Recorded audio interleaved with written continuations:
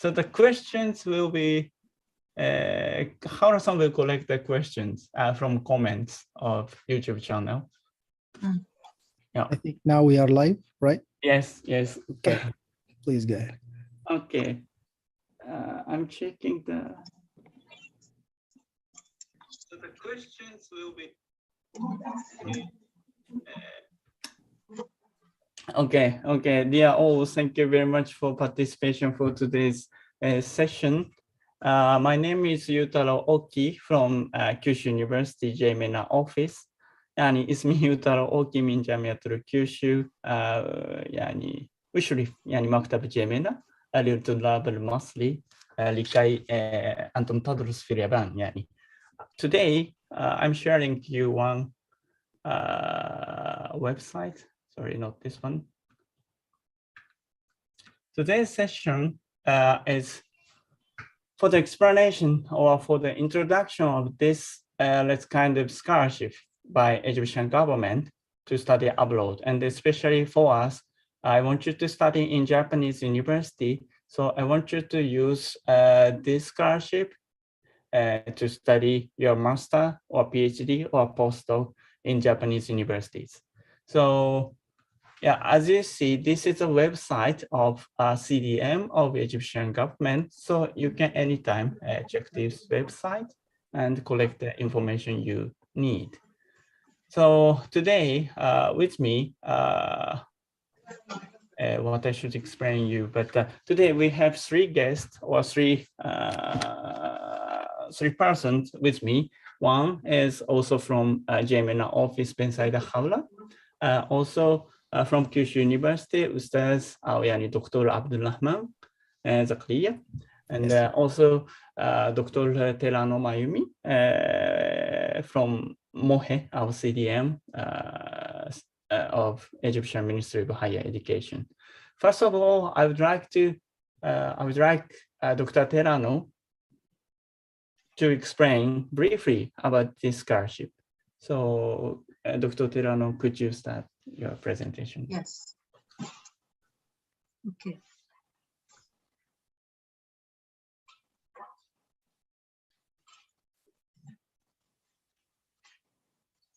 Okay. Can you see? Yes. Yeah. Okay. I'll just very briefly, for about 5 minutes or something, I will just give you the outline of the Egypt program.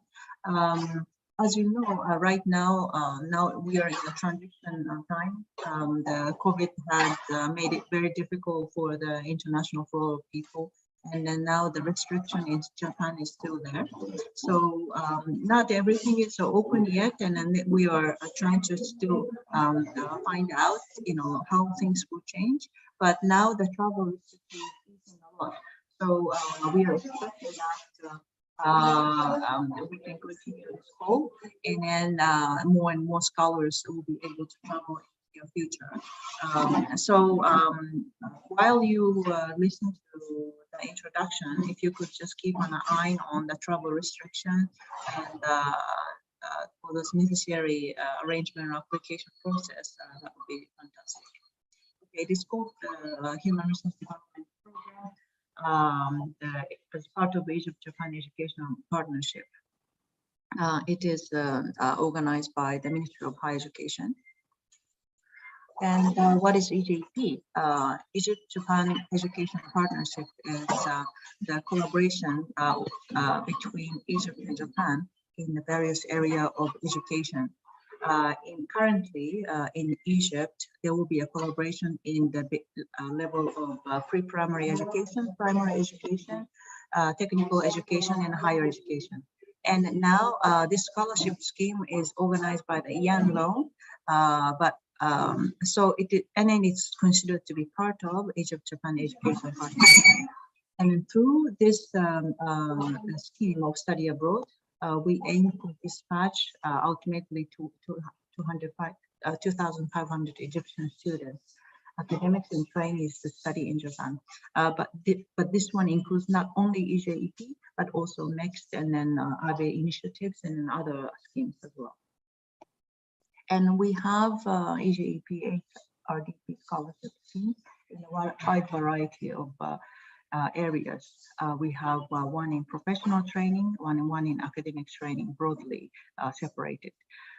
In the professional training, we have the ones for education professionals, health professionals, and public administration, or the and academic training, broadly speaking, which is the focus of today's discussion.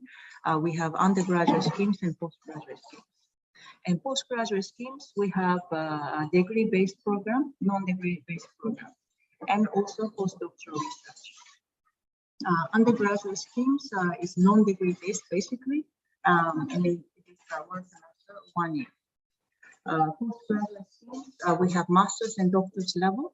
Non-degree based, once we have joint supervision and data collection, which is for either doctor or master's level. We just have a different name.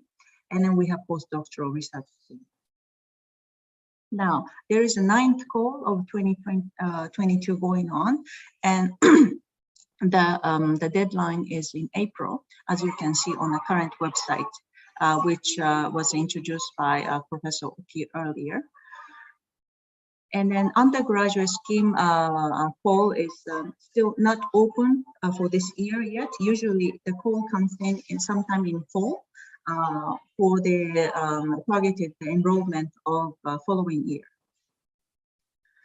So when the undergraduate call comes in, it's going to be up on the website again. So please keep watching this development. Now, I would like to just explain to you briefly why we would like to study in Japan.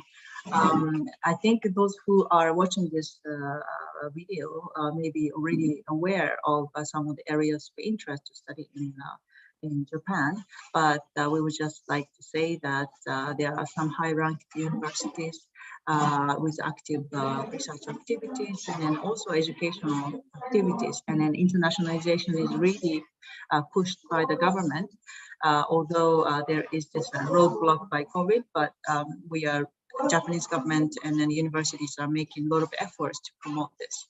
So we will be considering the scholars coming from abroad will be really the muscle and gem of Japanese higher education as well in the near future.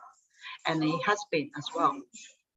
And we have to say that there is a strength in emphasis on experiential learning and hands-on training in Japan. A lot of them really focus on the real experience and practicality, and the innovation and creativity.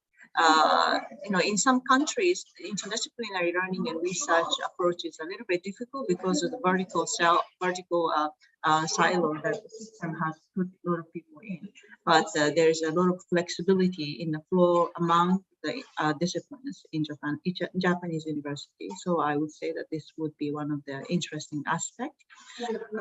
You will have the closed lab or seminar the kind of groups within the university or within the faculty where you'll be learning through the learning community.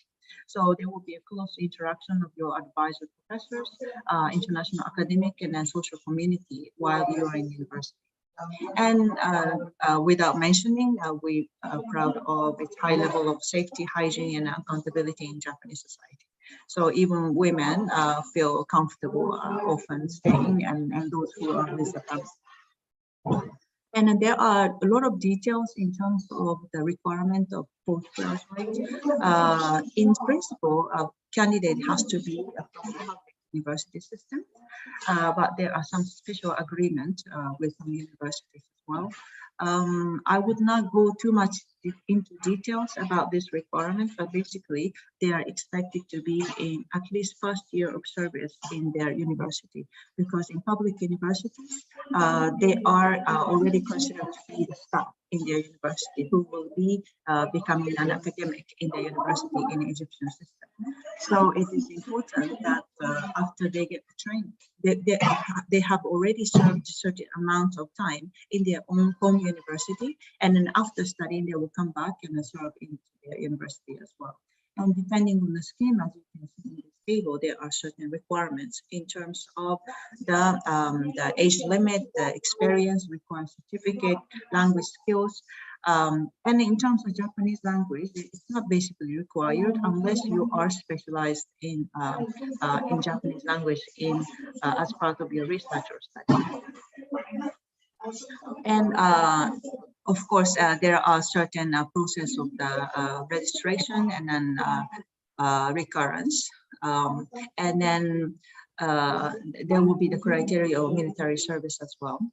But basically, another the ground sort of requirement is that if you have got another scholarship from one of other Egyptian government-sponsored schemes, like to study in the Germany, England, or other programs, you are not eligible for another scholarship such as in Egypt. And just briefly, it's not really about undergraduate this time, but I just give you the brief requirement of undergraduate schemes as well. There are a set of requirement in terms of the age, and then they need to be in the second or third year of the public university, especially in the second year. And then there are requirements in terms of the GPA, English language certificate, some requirement, especially for those who will be majoring in the Japanese in Japan. And yeah, and then in terms of the GPA, there will be the requirement not as cumulative, but also they will look at the level per year, so you will have to pay attention to that as well. Okay, finally, this is the website. So that's all from me. Thank you very much, Professor. Thank you very much, Dr. Terano. And I hope you could, dear audience, I hope you could get valuable information from her presentation. Same information you can find in Arabic at the website of I've shared to you before this page. Like the requirement or eligibility is written here, like for example, ages or written, and your job is وظيفة يعني مكتوب هنا يعني مستوى لغات أو كمان موجود. Please check by yourself this website to get more information about the requirement. Yeah.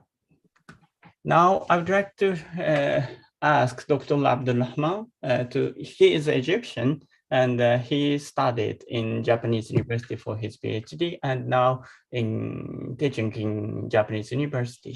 So I would like him to share some of his experience, and I want to get some advice for you regarding this scholarship. Dr. Abdulrahman, please. Thank you, Dr. Oki, and thanks, Dr. Tirano, for nice presentation, and Dr. Khawla also for hosting that meeting. Actually, as you recommended or you asked me to do, I need to give some advice for Egyptian students who want to apply for this scholarship in Arabic, right? Or okay, so maybe the first thing, or أول شيء, Dr. Oki, you can understand Arabic. وللمشاهدين دكتور أوكي درس في مصر فترة فبيتكلم عربي شوية. دكتور خولة من تونس فبتتكلم عربي. دكتور تيرانو موجودة في مصر دلوقتي فأظن إن هي بدأت تتكلم عربي شوية. لكن لو أنا هتكلم سريعا، أول نقطة عن السكولرشيب الEGEP اللي هي الإيجيبت جابان Education Program، ده خاص بالناس اللي بتشتغل في الجامعة، المعيدين، المدرسين المساعدين. دي اول شرط، يعني السكولرشيب دي مش مفتوحه لكل الناس تقدر تقدم لليابان، لكن في سكولرشيبس ثانيه زي ميكست والحاجات دي، بس مش هي اللي خاصه باللقاء النهارده. الحاجه اللي انا حابب اتكلم فيها بسرعه في الوقت المتاح ليا في اللقاء، ان انت لما تيجي تسيرش على البروفيسور الهوست بروفيسور الياباني، هتدخل على الفاكولتي بتاعتك، فاكولتي فور اكزامبل مثلا فاكولتي اوف انجينيرنج، هتدخل على فاكولتي اوف انجينيرنج هتشوف الديبارتمنت اللي انت مهتم بيه، او ممكن تختصر كل ده تكتب اسم الجامعه، بعد كده مثلا التخصص اللي انت عايزه، وتدخل على الشغل بتاع الناس اللي انت انترستد بيه او الشغل اللي قريب منك. لو انت هتدرس PhD مثلا، الشغل اللي قريب من الماجستير. بعد كده هتتواصل مع الاستاذ. في التواصل مع الاستاذ في نقطه مهمه جدا، ان انت لازم تبقى الايميل بتاعك او اول ايميل انت بتطلب فيه الاكسبتنس ليتر لازم يكون مختصر، ما يبقاش طويل جدا، لان الاستاذ الياباني لما بيلاقي ايميل طويل هو بيحس ان ده سبام، فما بيكملش قرايه وما بيفتحش اي اتاتشمنت. فما تحاولش تحط اتاتشمنت من اول ايميل غير لو هو طلب منك بعد كده. هو باختصار شديد، انا فلان بشتغل في المكان الفلاني. طالما انت هتقدم على الاي جي بي معناه انت بتشتغل في جامعه في مصر، تقول انا بشتغل في المكان الفلاني، تخصصي كذا، وانا عايز اقدم في السكولرشيب دي، وتحط لينك السكولرشيب بتاعت الاعلان اللي موجود، ومحتاج اكسبتنس ليتر كريكوايرمنت. بس هو لو رد عليك معناه ان هو انترستد بان هو يقبل طلبه. وبعد كده الايميلز هتروح وتيجي كتير بقى، هيقول لك ممكن تكتب بروبوزل. البروبوزل دايما ما تبقاش ريجيد، يعني ما تقولش ان انا شغال في نقطه معينه. مثلا فور اكزامبل لو حد شغال في ماتيريال ساينس مثلا، شغال على الكربون نانوتيوب، واستاذ مثلا شغال على كربون ماتيريال تانية، ما تقولش لا انا عايز اشتغل كربون نانوتيوب، لان الاستاذ الياباني مش هيغير المعمل عشان خاطر الطالب اللي جاي، لكن يقدر يساعدك بنقطه جديده او حاجه انت تقدر تقترحها على الفاسيلتيز اللي موجوده في المعمل. فدايما في البروبوزل خليه تو ويز، يعني خليه هو خد منه الافكار وانت بتكتب البروبوزل، ما تبقاش انت جاهز ببروبوزل وتبعته له، لان برضو نقطه ثانيه، الاستاذ الياباني بيبقى خايف ان هو يقبلك بالبروبوزل اللي انت كاتبه، وبعدين لما انت تيجي البروبوزل يتغير انت تعمل مشكله، وخصوصا لو انت فاند من الجفرمنت بتاعتك.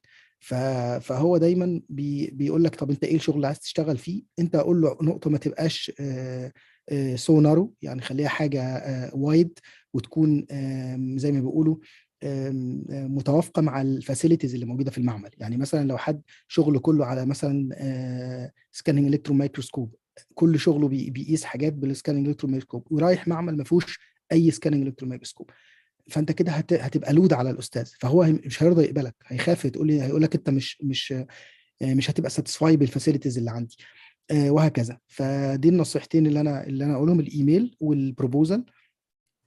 دول الحاجتين اللي حاضرين دلوقتي، وممكن مع الاسئله اللي هتوجهها دكتور خوله هنبقى نجاوب اكتر لو في حاجه انا اقدر اضيفها.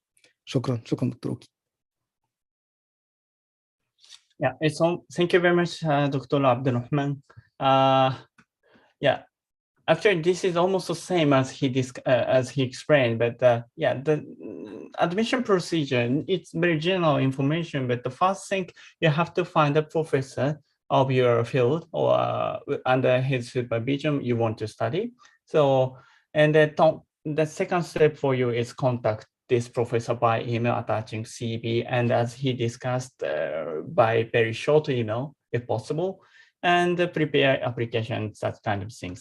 And maybe one of the difficulty for you is find the professor for your future research.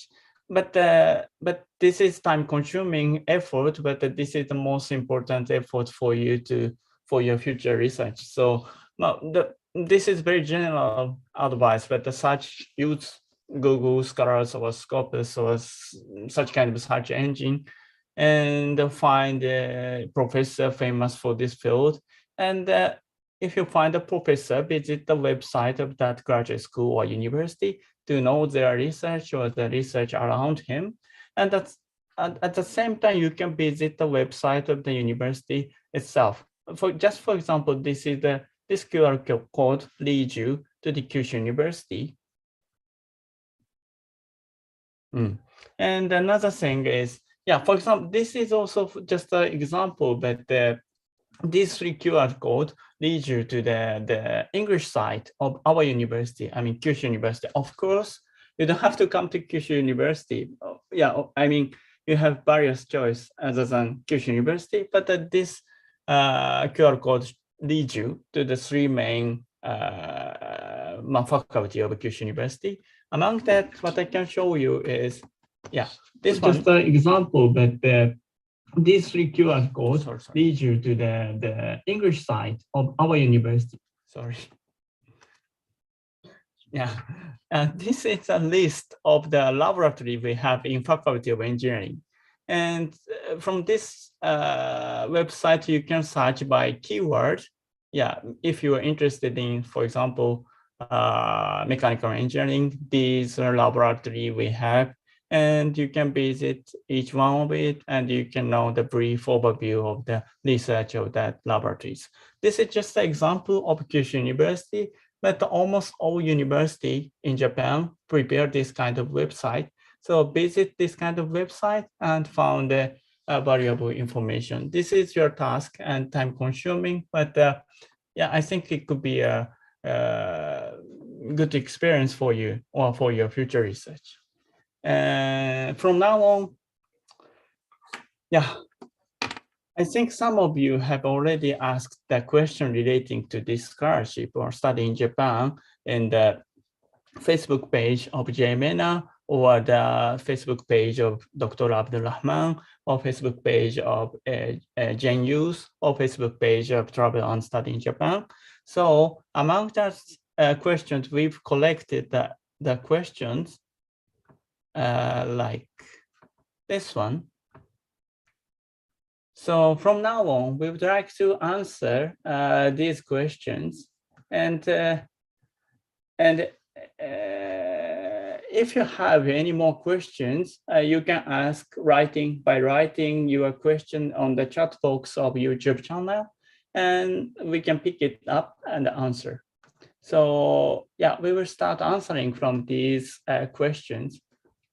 So Dr. Khawla, could you move on this part? Yes, thank you, Oki Sensei. Thank you, everyone, for joining us today. And now we are going to start answering the questions of all students. We try to share all the information on the JMENA platforms as well as on the other platforms. So, which is many questions, and many of them are asking about details. Can you please tell me more details about this program? So I would like to say that the website of the EGEP program is well detailed, so you can read it carefully, but still today we are providing the main information that everyone needs to know before starting the application. So the first question says how to apply for this scholarship. So how to apply? You have to prepare all your documents and you have to upload them online. The system or the website is already mentioned in the website of the EGP program. And of course, you have to send a hard copy of the documents to the address. The address is also mentioned in the website, and documents should be exactly the same. If they find different information, your application will be rejected. So please take care about this step. Many students asking about details, please. So please check the website of the program. And also, many students are concerned about the age limit of the person interested in the program. So the EGP program offers 5 programs. So you can either study your doctoral studies, you can have a postdoc, you can have master studies, you can come to Japan to study one credit among your master studies. So these different programs, you have to, they have like different age limits. There is a table. I will share that table. Okay, thank you, Oki-sensei. So we can explain the required age for each participant interested in each program. Yes, exactly. This one, so you can see ASIN, the age. So if you are interested to study PhD at the Japanese university, you have to be no older than 33 years. Yeah. If you would like to study part of your doctoral studies at Japanese university, of course, you have to be like 35 years or younger, and you can follow the same table for the other programs. For example, I'm a master student now at an Egyptian university. I would like to come to Japan to take part of the credits. Your age must be no older than 30 years old. So the website is well detailed in Arabic. جميع المعلومات متوفرة باللغة العربية. just read it carefully. So we move to the next question, where to apply and what are the application requirements? So we already mentioned that the application is online and you have to send a hard copy. And what are the application requirements?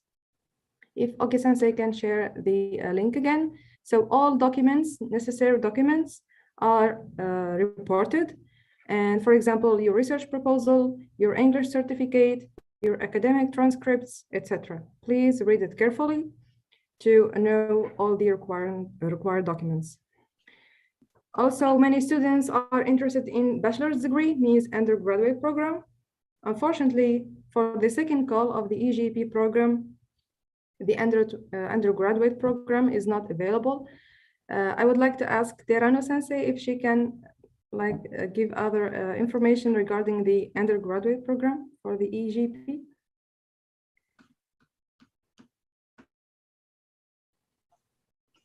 Thank you.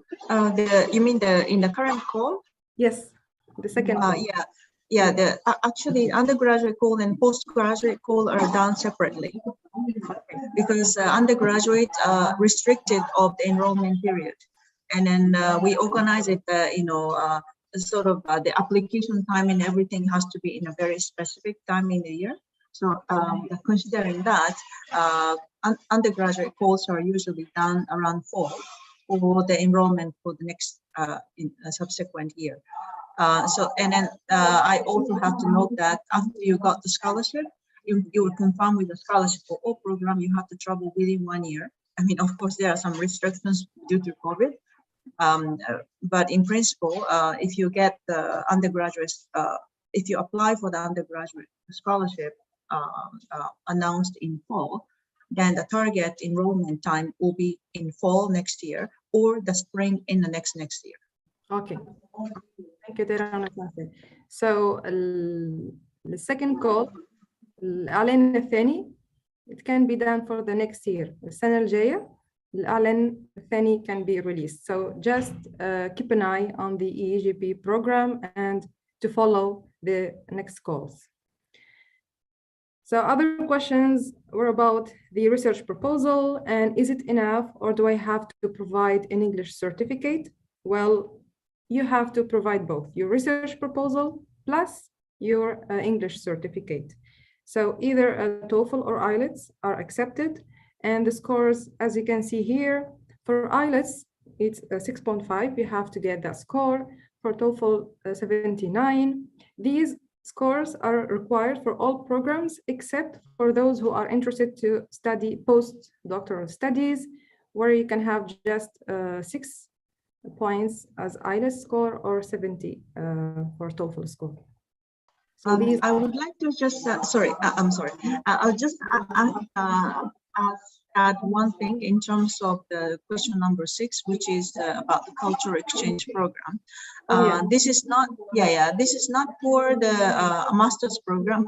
In postgraduate program, there is no a particular requirement, but in undergraduate program, there is a requirement that the universities that you're going to apply to has to have an exchange agreement with your home university. At least, so that credit transfer will be done smoothly. Okay. So I think when the undergraduate call is done, you will see the link to the website where you will see which universities each universities are have the exchange agreement with. But these things may change with time. So if there is any professors who are aware of the exchange schemes of Japanese university, the candidate might want to contact them and then find out which are the Japanese university you have as an option. Okay, Terano-sensei. So it doesn't have this restriction for postgraduate program. Okay. So if I would like to apply for master's programs or PhD, I have to check that my Egyptian university has an agreement with the system. No. This exchange agreement requirement is only for the undergraduate program. So master's and PhD postdoc, you don't have to worry about this exchange agreement. Okay, that's perfect. You just have to link with a professor individually. That's perfect. And also, we would like, okay, we would like also to ask Terano-sensei about private universities. For example, I'm enrolled at a private university in Egypt. Am I allowed to apply for this program? Actually, this program is only for the student from public institutions. But there are some institutions that have a special agreement, special status in the Egyptian law. So in that case, they may have an agreement with the Ministry of Higher Education as in terms of the eligibility to apply for the schemes. In principle, it is for the public university candidates. But if you think that your institution may have a special status, then you may want to contact your university and see the directly. Okay, thank you. Thank you for all the information. So we move to the other questions that we have received from our followers. Many of them are concerned about the research fields or the fields of research. So here we can cite them slowly. So if you are interested in energy studies, water studies, medical and health sciences, agriculture and food security, environmental sciences, strategic industrial techniques, information, communication and space technology, teaching and learn developing, investment, trade and transport, also social sciences, humanities and arts. So you can apply for the EGP program. All these research fields are noted, well detailed on the EGP program website. Please read it carefully. If you need any further information or support, you can contact us on the Gmail platforms.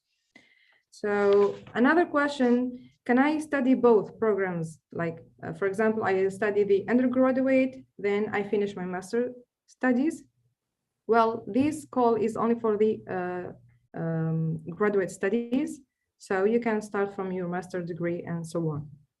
And is it only for Egyptians? I think yes, it's all for only for like students who are Egyptian. Okay. Is there any age limit? Again, each program has its own requirements and conditions and eligibility. So please check the website.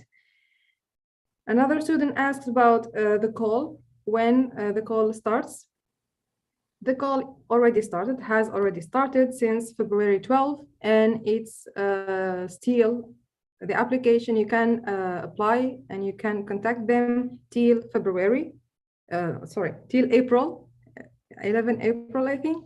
Yes. So you still have time, for example, the whole March month to get ready and prepare your documents. Also, is there any, or are there any requirements for the Japanese language? Since you are coming to Japan, many students are interested, maybe concerned about the Japanese language. If your studies or your research area is not about Japanese language, then you have to prepare your English certificate. And for living in Japan, Japanese is not mandatory. You will have the ability to learn Japanese at the Japanese university. If you can learn or start learning by yourself, getting the basics, that would help you to get familiar with life in Japan here. But if your studies are about Japanese language, make sure to have the N3 level so you can apply to this program. And also your research proposal should be written in this language. If you are studying Japanese, then your research proposal should be written in Japanese. I would like to confirm that with Terano-sensei.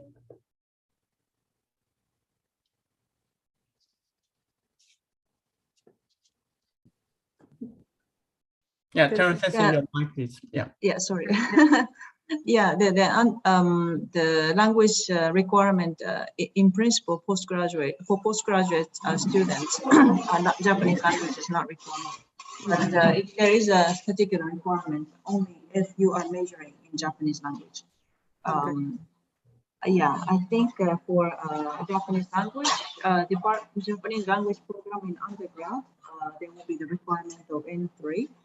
For postgrads, I think there is this for postgraduate,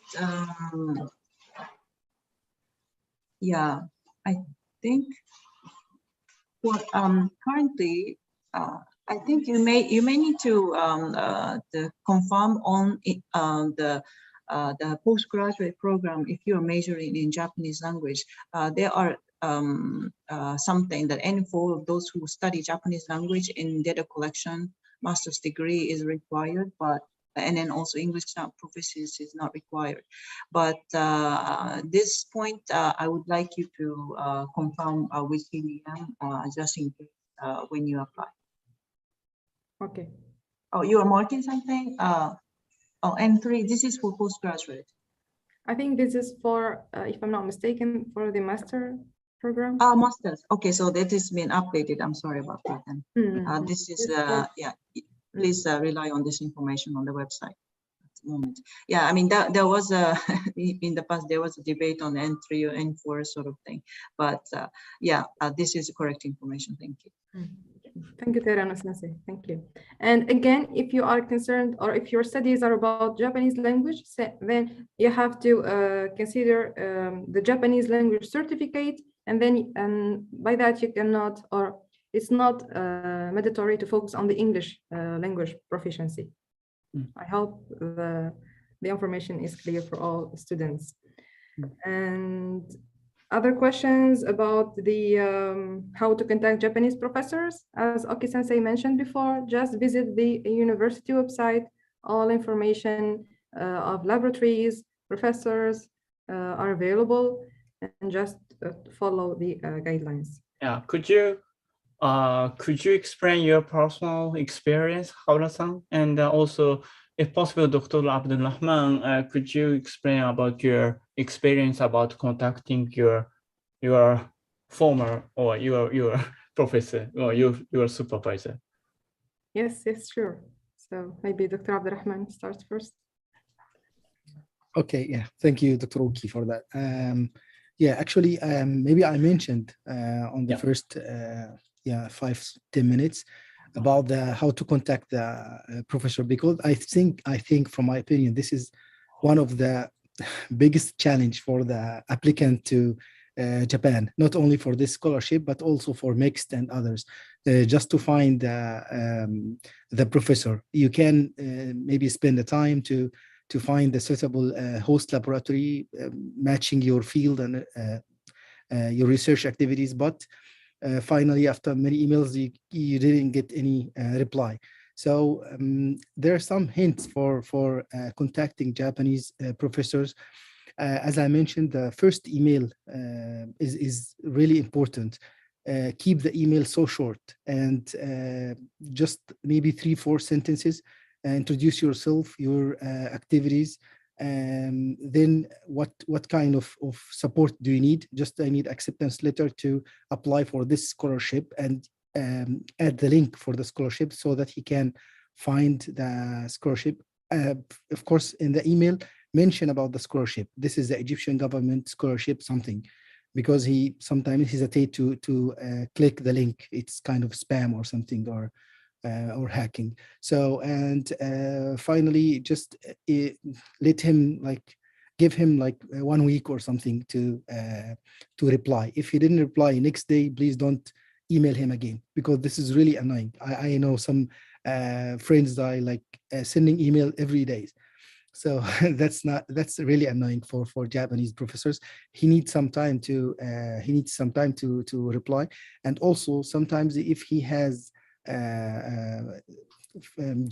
Egyptian students in his lab, of course, or definitely he will consult them about you. So that's usually happen in our group. In our group, we have many Egyptians.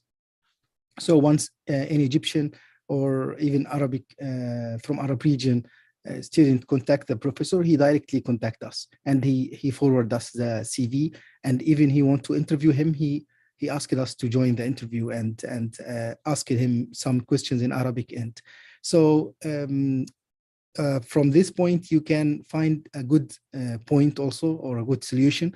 If you know some friend who is working in your field, same area, and he is studying now in Japan, it's really the easiest way to find a professor through your friend. Just contact your friend, ask about the professors.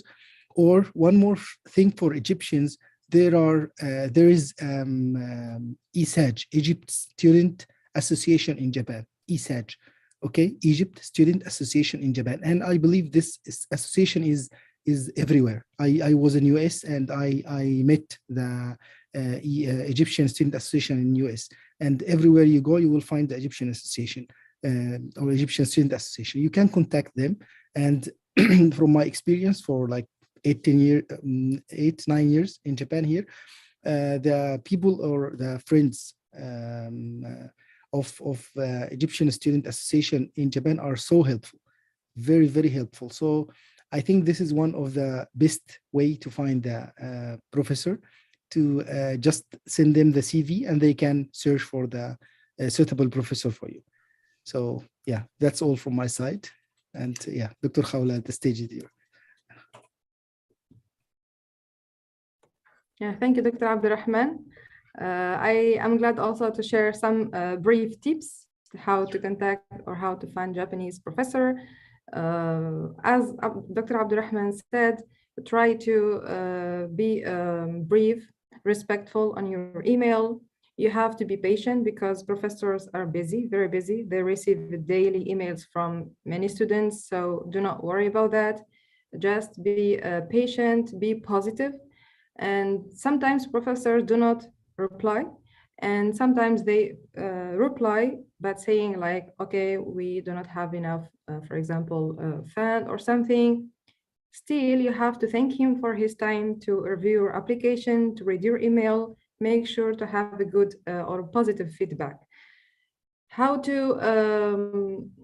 like, from my experience, for example, I was concerned about renewable energies. So first thing, you have to specify what you would like to study.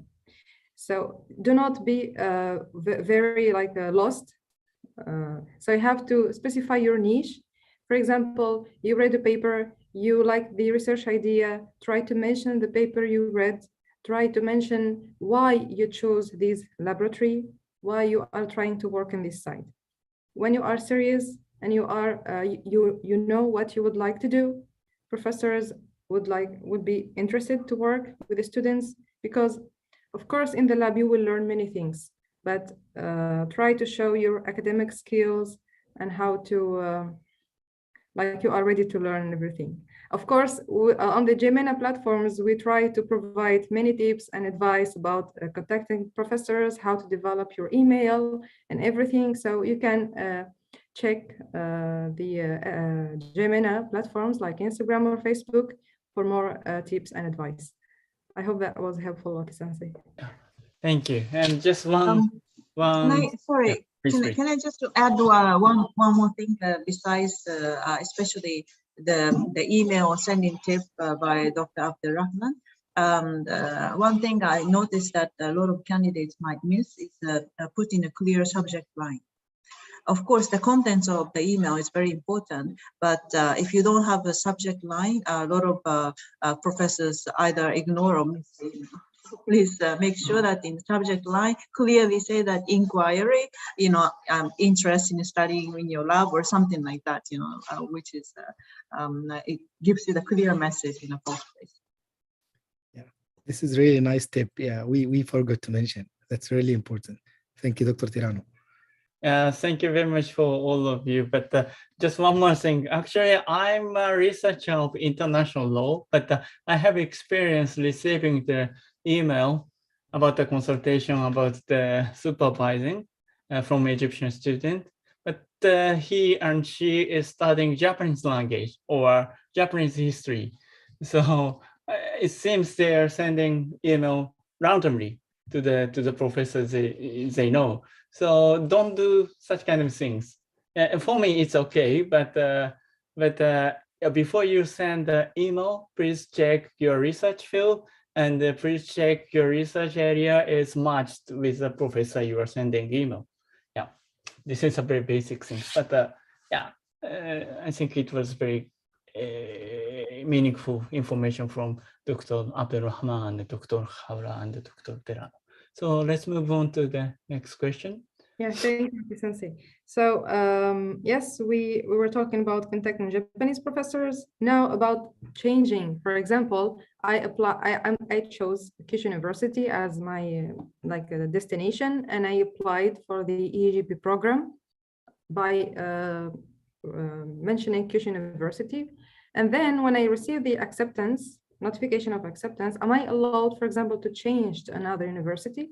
According to the EGB guidelines, it's not allowed, because the acceptance of the application is based on your documents and also based on the university and everything. So once you get the notification of acceptance, you have to follow what you said, what you chose, and it's not possible to change the university destination.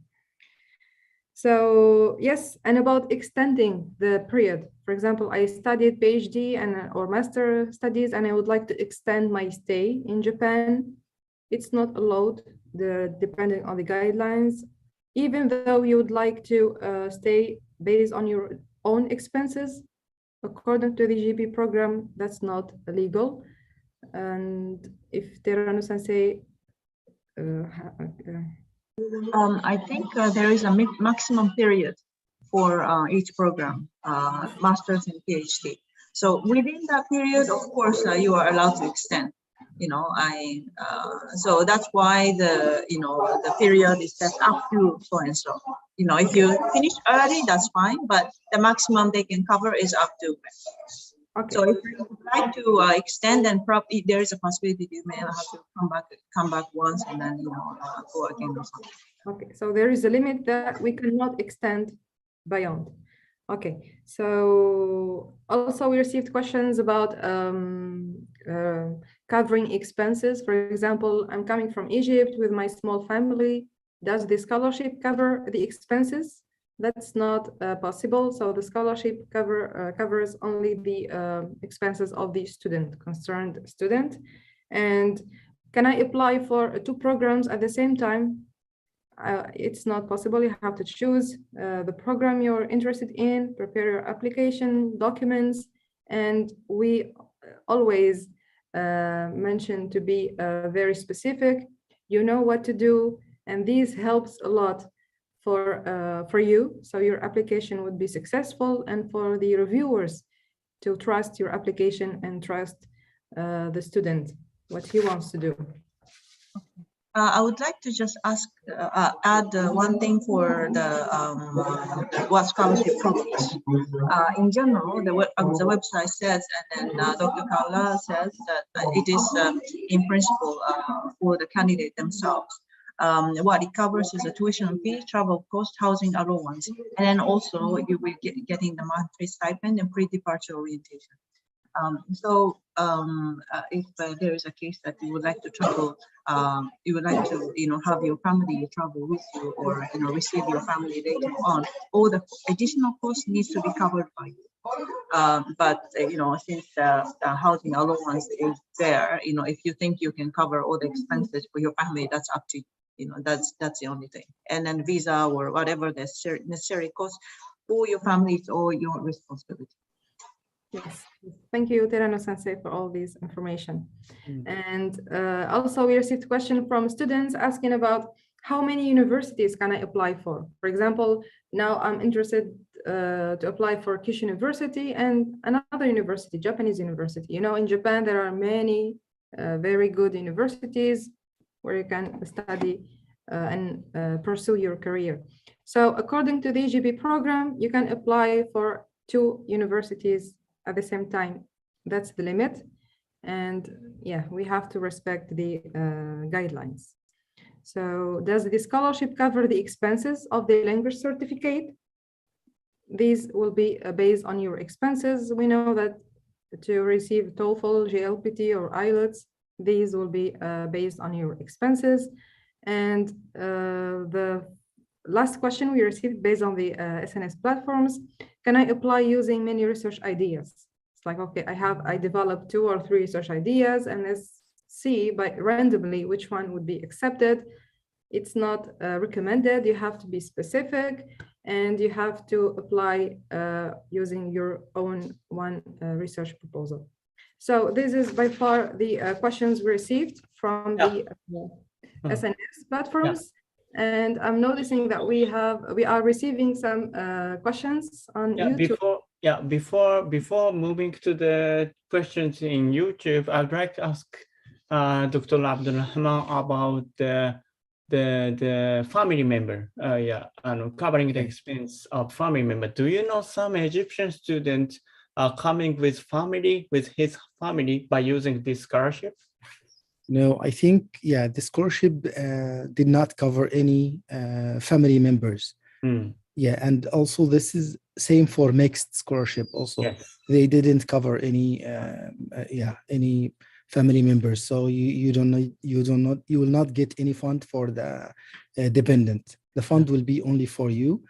And as long as I remember from the website, maybe the Egyptian scholarship is higher than the mixed. Mixed is Juyun Goman, 145,000 yen, which may be like around in US dollar, maybe 1,200, around 1,200. But the Egyptian government maybe around $1,800. So there are 60 or $700 difference between the mixed and the Egyptian scholarship. But the condition is for the Egyptian scholarship, you must be a member or a staff of one public university or a public institution in Egypt. So this is the main condition for the EGEP. Yes. So, but from your perspective or from your experience or from your knowledge about as an Egyptian student, is it realistic to bring his family or her family with? Of course, this is difficult to discuss, but I think it depends. Like in Egypt, we married earlier than Japanese, so that we have family during our PhDs. So usually we have family, maybe just a wife and one child. So we cannot leave them for 3-4 years. So we must bring them. But let me say that the Egyptian government or the Egyptian scholarship is enough to cover the family, even with only the scholarship for the applicant himself. So I think that amount is 200,000 yen, 220, something like that, is enough to cover the family. And even also for mixed, I know many friends are mixed scholarship, and they came with the family and they got their PhD with the family there in Japan, and they didn't feel any problem with the living expenses. So I don't think that. But I think maybe it depends also on the city, because now we are in Kyushu University in Fukuoka. Fukuoka is quite cheap compared to others, Osaka or even Tokyo. Tokyo maybe is people are struggling for the low scholarship or low salaries from the scholarships. So thank you very much for that's what I wanted to ask. Thank you very much for your perfect answer. Welcome. Maybe may I add something? Yes, of course. Right now, in the new system of study abroad, the arrangement requirement, the student has to get the certificate from ERFS, what is called. The student has to be to get the certificate. The university, host university, has to register the candidates in ERFS system, which shows that they are the host of the candidates. And then depending on whether you can take the family with you, partly depend on whether the host university offer the certificate of ERFS for the family or not. Some university does, some university doesn't. And then I think for the COE, certificate of eligibility, you can get that through the candidate or through the university. But this situation also depends, and it is generally easier once the candidate themselves go to the university, to Japan, and arrange that from site. So for shorter scholars, it may be a little bit difficult, but if you're traveling there for, 3 years or 4 years or something like that, it will be the the practical thing is for the family, for the scholar themselves to travel fast and then make the arrangement and invite them later. Making sure that everything goes all right.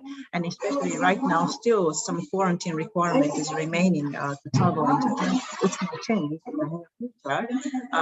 So having a quarantine for all your family members is a little bit tricky, because if you has a negative PCR test result, and if you have vaccine certificate situation, and maybe everybody is different in your family members, and then you have different requirements, and you mess things up so much, So, I mean, these two aspects. One is a certification from the university, and one is a quarantine requirement. It's something that you have to keep an eye on to see what is eligible. What you can arrange for your family, and then but the best option is most probably you will go fast and settle your house and then everything, then think of inviting your family members. Thank you very much. Thank you very much for your valuable information. Okay, so we finished all the questions we have received previously, but we received 3 or 4 questions on YouTube chat. So let's move on to that. Yeah. Okay, Sensei. So we thank everyone for attending the event. And first question from Mohammed. Okay, thanks for the precious information. That's it. And second question, how can I find a job in Japan? I'm studying in Japan now. Oh, she's in Japan now. So yeah, how to find a job in Japan? Basically, Japanese universities have the opportunity to job hunting. For example, you can find a job fair inside university or outside university. So it depends on your, of course, it depends on your field. But you can find an opportunity to participate such kind of job fair. But if you receive this scholarship, you should go back to your country or your university. So yeah, let's follow the regulation of this scholarship. If you don't receive this scholarship, yeah, it's your choice. You can participate in a job fair in Japan or that kind of things. The same participant, Rula, she's saying, if I got accepted from the university for my master's, could I cancel it for any reasons? And by the way, she is currently in EGP scholarship for the undergraduate program. So. Okay, it's a little bit a tricky question. If you're already the candidate, you might want to, contact CDM for this. But there is a requirement that if you have been confirmed with a candidacy, and if you cancel it, you will lose the privilege to apply again for some time, or there will be some restriction of that. So you may want to find out. I don't know if it's this is on the scholarship right now or not. I mean, on the website or not. So there will be some restriction. It's something that you would like to keep in mind. And just one thing to add in terms of the job opportunity. In terms of the postgraduate, of course, you are expected to go back to Egypt and continue serving in your university. But in terms of the undergraduate, its situation is slightly different. So after you complete your program, and then first you have to graduate from your home university, something that you have to figure it out. But then, if you would like to come back to Japan and then try to look for the job opportunity, that's also a possibility. And then there are depending on, and a lot of people might ask, should I be able to speak Japanese language and stuff like that? And I think Oki Sensei may know so much about this, but it really depends on the types of job. Sometimes technical job doesn't really require Japanese language as proficiency, but the service or managerial job, definitely you need Japanese language proficiency.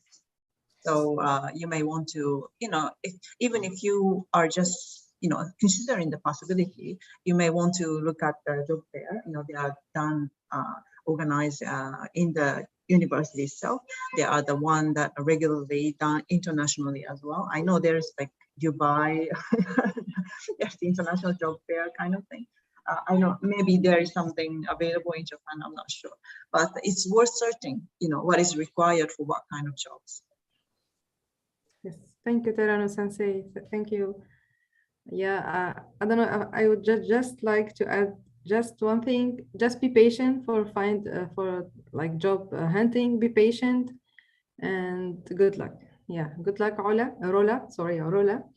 So we move to the Muhammad San. Can I apply from outside Egypt? So, if he is Egyptian living outside Egypt, is eligible to apply for this scholarship? This is the thing we don't. Dr. Terano, do you have any answer about this question?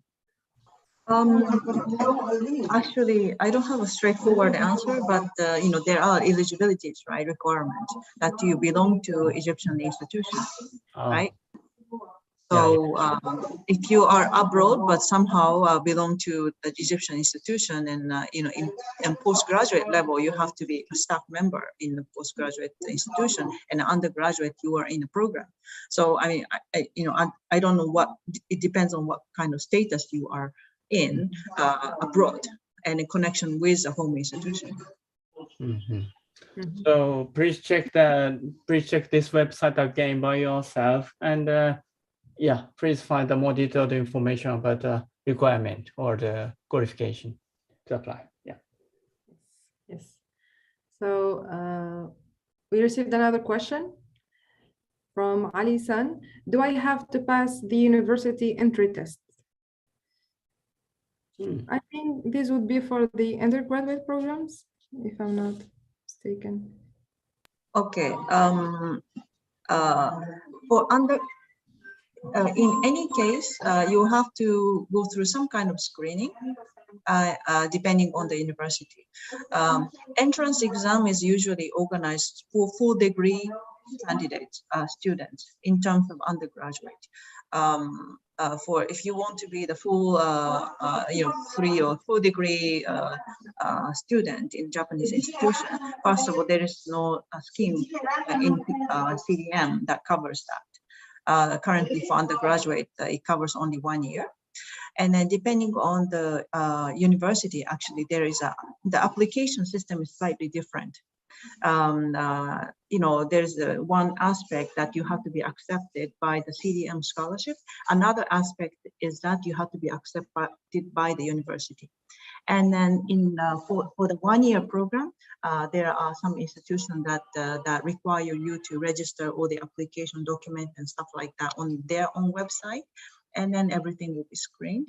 In other universities, you will arrange directly with the hosting department.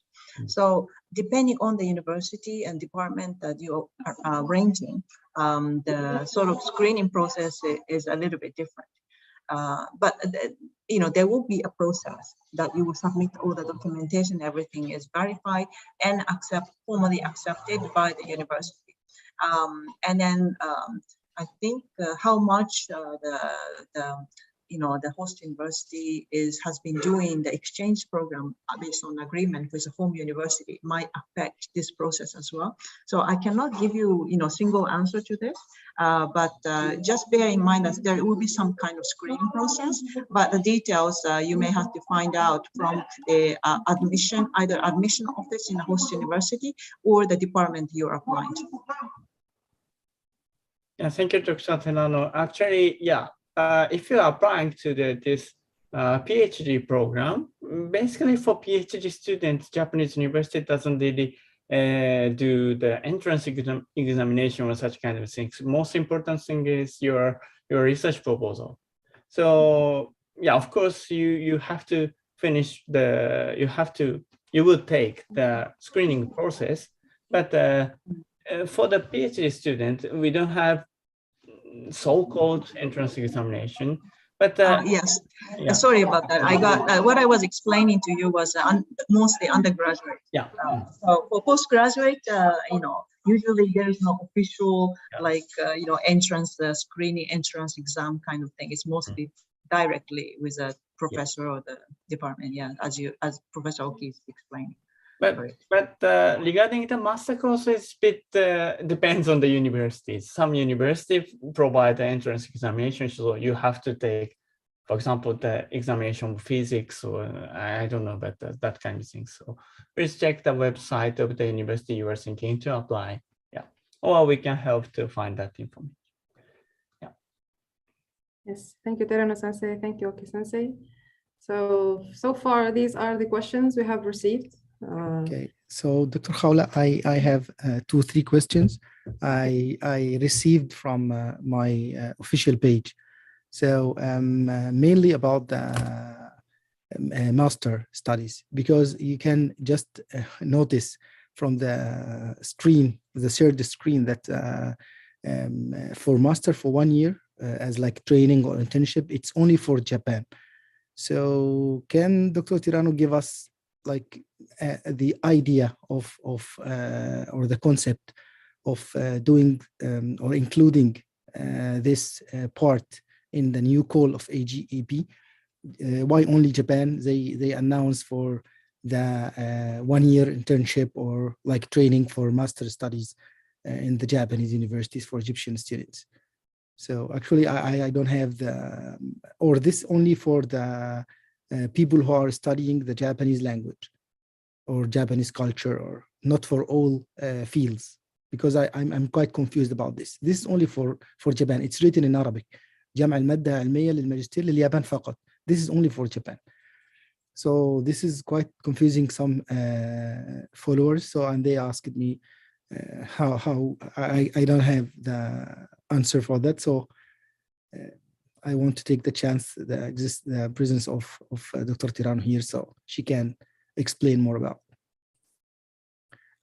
Dr. Tirano, did you get my question? Okay. Actually, I'm trying to look at the Japanese English translated version of the website. which aspect you are referring to?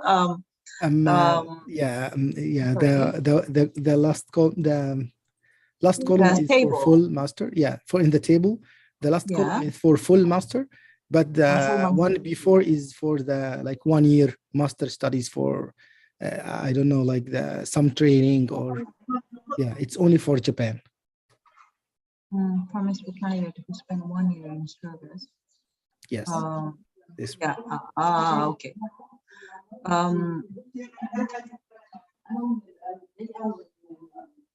So my understanding is that in Egyptian universities, this EJEP HRDP scheme is to sort of upgrade the training of in the postgraduate program, training of the staff members to be staff member or already staff member of the Egyptian universities.